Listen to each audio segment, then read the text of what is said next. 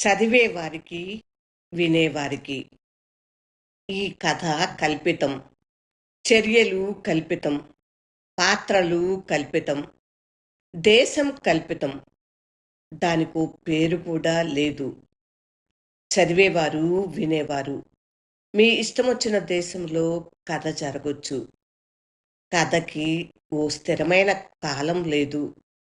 నిన్న, మొన్న, వారం క్రితం, పోయినేడాది, లేకపోతే ఓ దశాబ్దం క్రితం.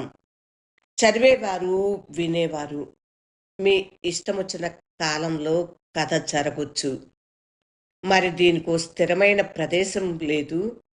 ఇక్కడ, లేకపోతే అక్కడ. ఈ గ్రామం, లేకపోతే ఆ గ్రామం.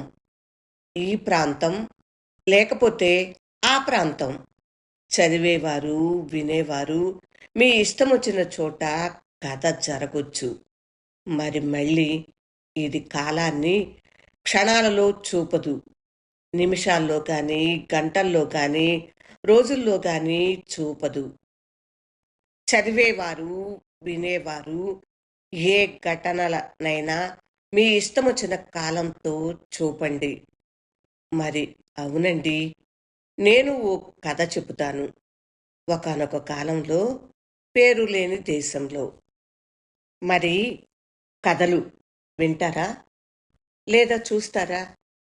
రండి, ఛానల్‌కి వచ్చి అక్కడ వివిధ భాషల్లో ఉన్న అనువాద కథలను, మన తెలుగు కథలను తప్పకుండా వినండి.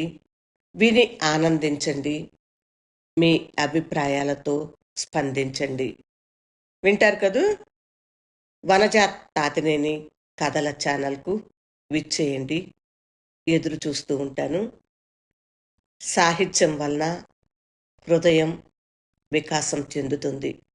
తప్పకుండా కథలు వినండి. మీ బంధుమిత్రులకు, మీ పిల్లలకు వినిపించండి. విభిన్న కథల సమాహారం వనజ తాతినేని. నేనొక కవిని, రచయితను, వ్యాసకర్తను, విశ్లేషకురాలిని. మీరు నా ఛానల్ని సందర్శించి విభిన్నమైన కథలను తప్పకుండా వినండి.